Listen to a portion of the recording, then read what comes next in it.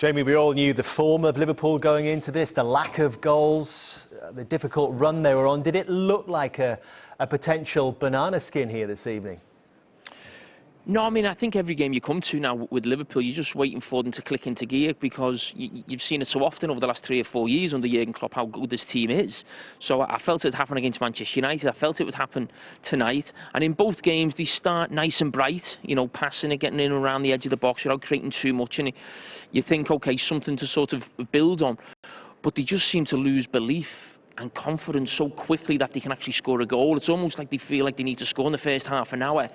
Normally, you know, the great teams and this Liverpool team in the last couple of years score so many late goals, but it feels like the belief completely goes, I think, getting up to an hour. As soon as that clock just starts ticking and it's getting closer and closer to 90 minutes, you don't really see how Liverpool can score, really. And notoriously, the top teams open teams up towards the bottom of the table as they tire and spaces get bigger. And I was mentioning, you know, the spaces on the right side for Liverpool in that second half, but as I said, I can't remember a time when this Liverpool team have ever been so out of form with so many players at the same time. Really, you think of the front three and the two full-backs in terms of providing quality and assists for goals that we've seen so often.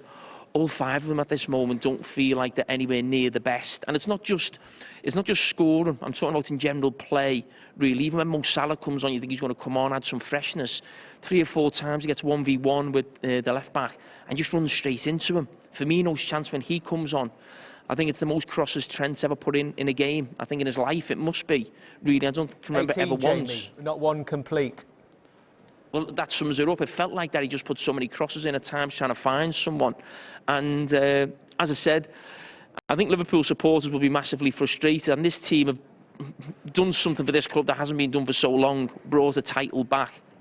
And they'll always be legends in everyone's eyes for that. But as Graham's just mentioned, the teams he played in, they kept that standard year in, year out. Now, to be fair to this team, they have over the last 3 years in terms of Champions League final, Champions League winners, you know, getting almost 100 points. Last year, winning the league. And for whatever reason, this season, it's just not just dropped off, it's massively dropped off in the last 4 or 5 games, really. And I think it's a huge worry going forward, not just in terms of the title.